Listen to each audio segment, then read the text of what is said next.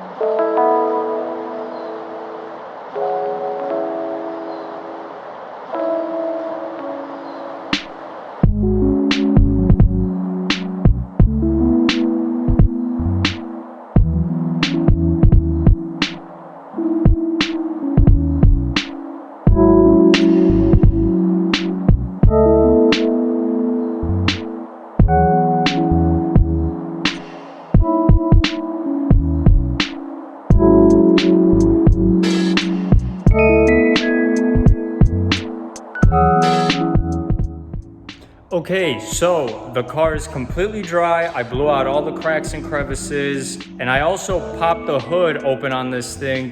I was curious how dirty the engine bay is. And it's not that dirty. However, I am gonna take care of it. I'm gonna clean it up. I'm gonna dress it. I'm gonna make it look a little bit better. I'm gonna turn the camera around. You guys can take a look at it, and then we'll get into the engine bay detail.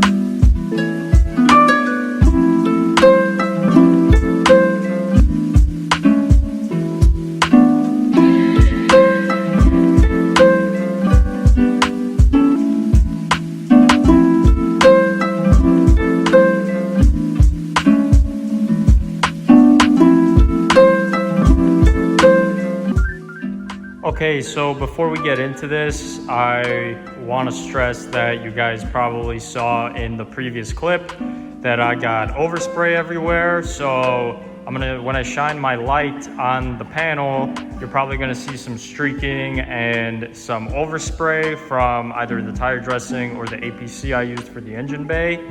Either way, just ignore it. I'll give the vehicle a final wipe down before I go ahead and start polishing it. But without any further ado, let's just get into it. We're gonna start with the front. Here's the hood. We're gonna take the light to it.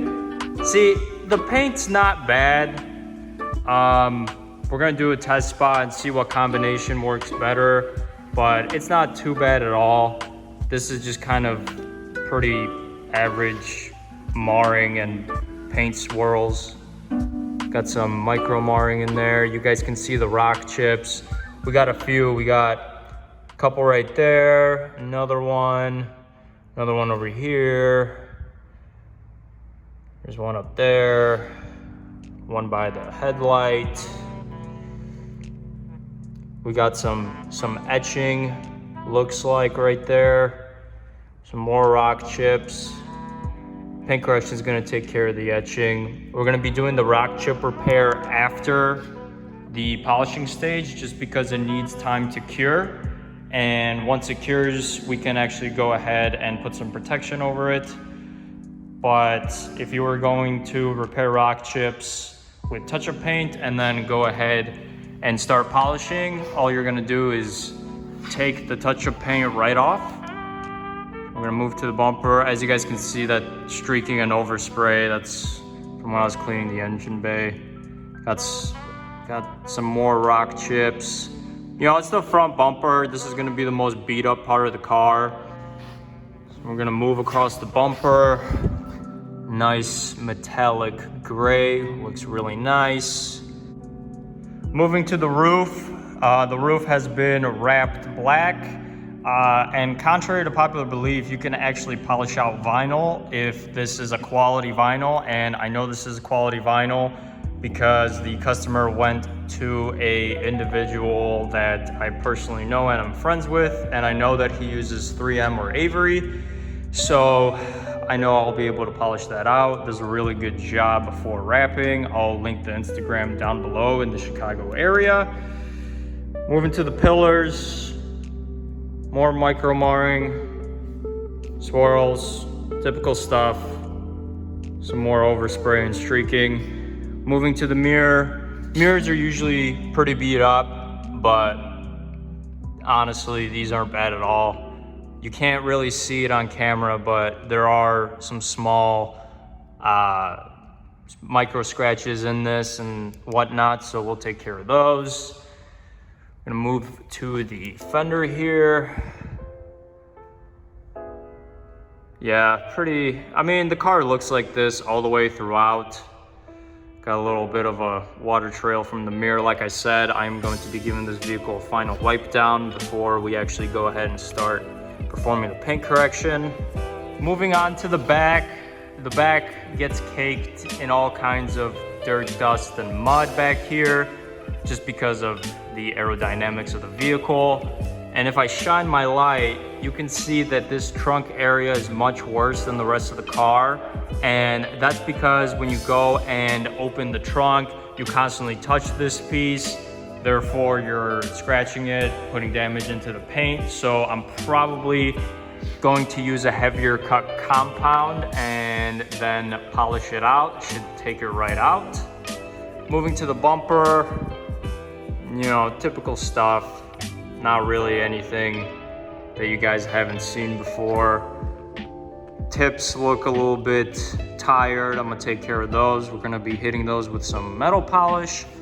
I found another rock chip right there, and that makes sense because the wheels right here kicks up the dirt, flies into the door and the mirror. So one probably was too hard or was going too fast and it just smacked this door. We'll take care of that. Plastic's got some water spots on it. And as you guys can see in that crevice right there, as you can see, the rest of it is clean, but when you get to that corner, you can see some wax residue in there. Some people just don't pay attention. I assume that's from when the dealer put this on, put a wax on or some kind of protection. Because when I was washing it, I don't know if you guys noticed, but it was actually beading pretty good. So there's definitely some sort of wax on here, not anymore because we decontaminated it. But moving on to the headlights, last thing, you know, some water etching, you know, some overspray from the engine detail, whatnot. But all in all, we're gonna go over those once we start polishing. So I'm not gonna record this just because it's pretty straightforward, but I'm gonna go ahead and give the vehicle a wipe down. Let's just go ahead, break out the Rupes, break out some pads, some polishes, see what works best, and we'll do that test spot.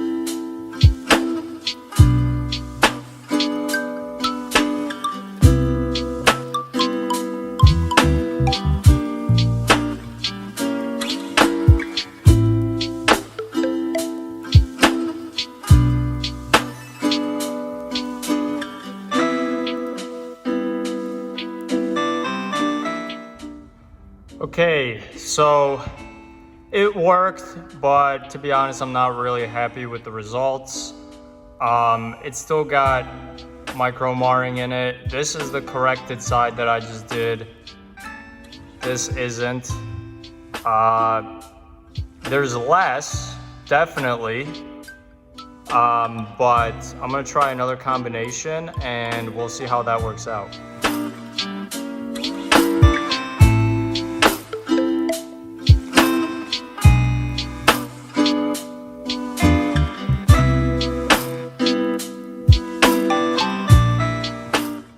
Alright guys, so I played around with some pad and polish combinations, and honestly the cut and finish with the yellow Rupes pad, it did a little bit of a better job of getting through most of the scratches and swirls. However, it still wasn't quite there, at least in my opinion. So I decided to stick with cut and finish since it was doing a good job, and I switched up the pad. And basically what I found out is that specifically on this car, about 5 to 6 passes, Sonax cut and finish, medium arm pressure, and a Meguiar's microfiber cutting pad, it produced some pretty satisfactory results. I think the customer will be happy. I'm happy with it. Like I mentioned before, we're not doing a 2-3 step correction on this car, so I'm trying to maximize the most correction that I can get with a 1-step, and I figured out that this is the best combo. So I'm gonna switch the camera around, you guys can take a look at the results. So this is uncorrected. You can see a lot of stuff there, and this is corrected. Okay, so scratch everything I just said. After doing multiple test spots, maximizing the amount of correction that I can get off of a 1-step, I sent some photos over to the client. I let him know. I'm like, hey man, these are the kinds of results that I'm getting. This is as good as it's gonna get with a 1-step. What do you wanna do? Do you give me the go ahead? And basically, after talking to him for a little bit, explaining to him the difference between a 1-step and a 2-step, he decided to upgrade his detailing package to a 2-step correction. Now, I already played around with a 2-step combination that works really, really well. You can't see anything, and that is with a green Rupes pad, coupled with the green polish, followed up by the yellow Rupes pad and the finer polish, the yellow bottle from Rupes.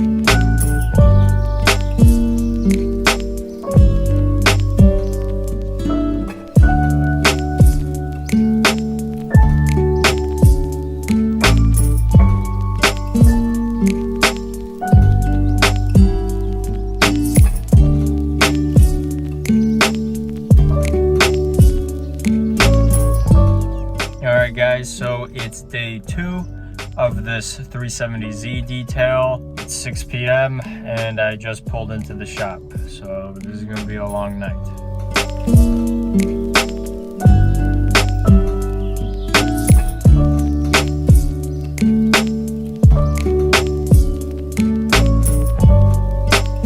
Okay, so I'm done with the paint correction part. There is still some polishing residue all over this thing. But before I wipe it down, I want to tackle the rock chips that I need to fix. So let's go ahead and do that.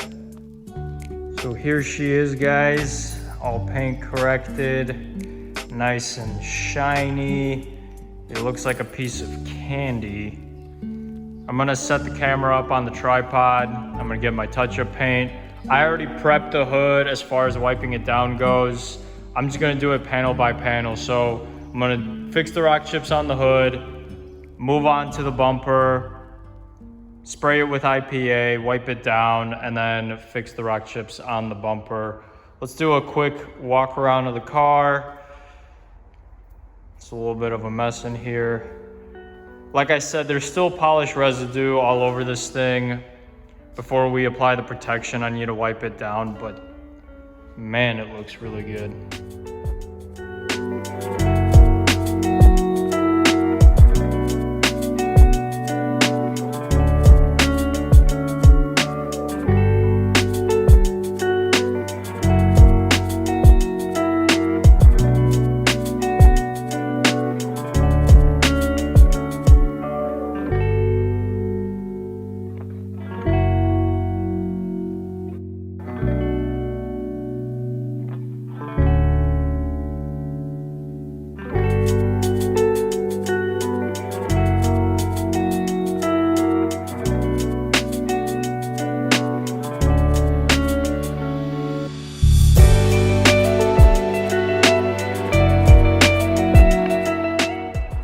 So we fixed the rock chips, we did all the paint correction. Now it's time for the final wipe down, get any polishing residue off.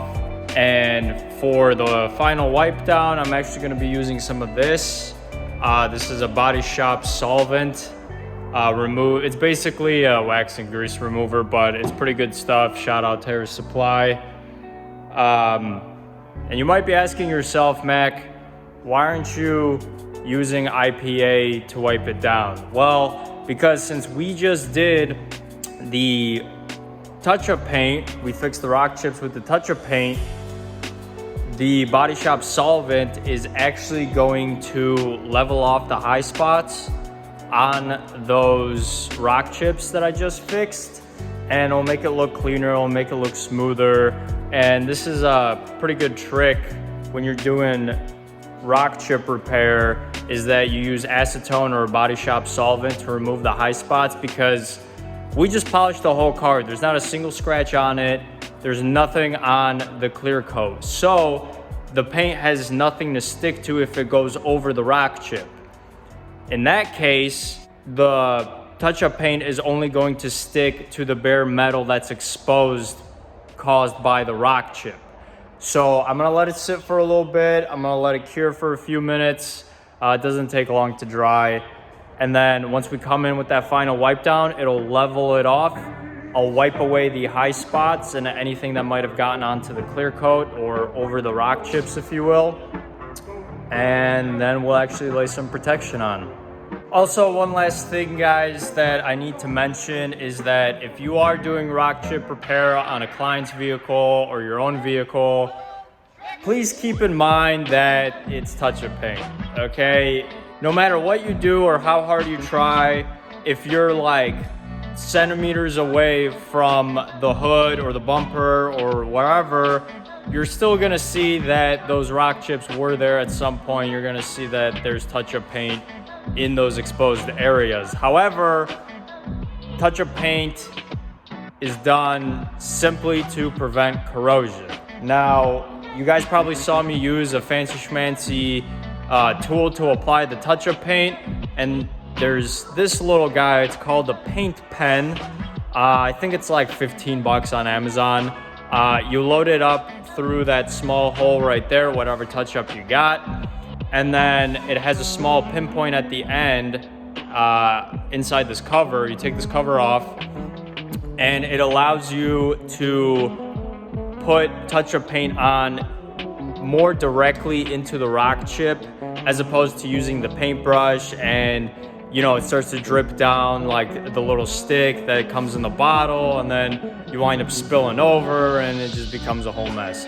The paint pen allows you to put the touch-up paint on more directly, and since the tip of it is so tiny, you can fill the smallest of rock chips.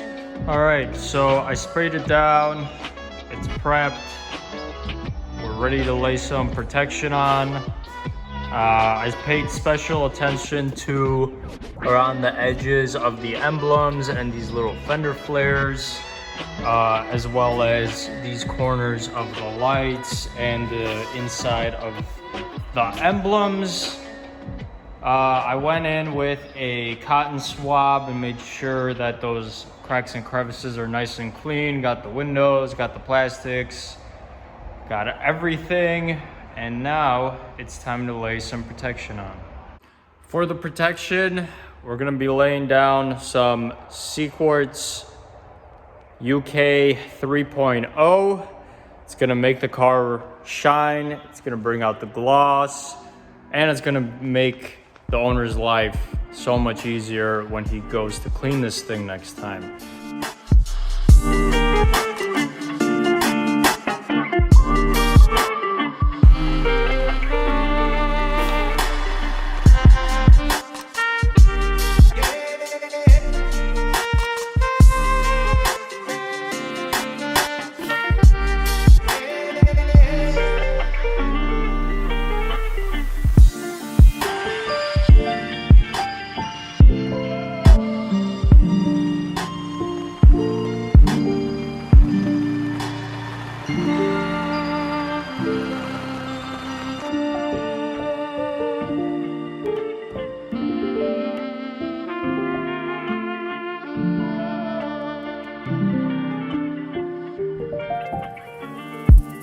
Alright guys, so I got this car coated, but right now I'm gonna go home.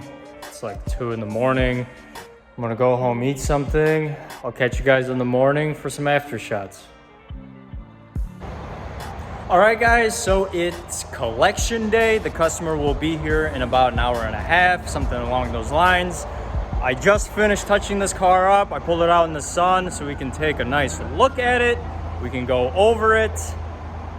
And yeah, guys, check it out. I think it came out pretty good. It looks like a piece of candy.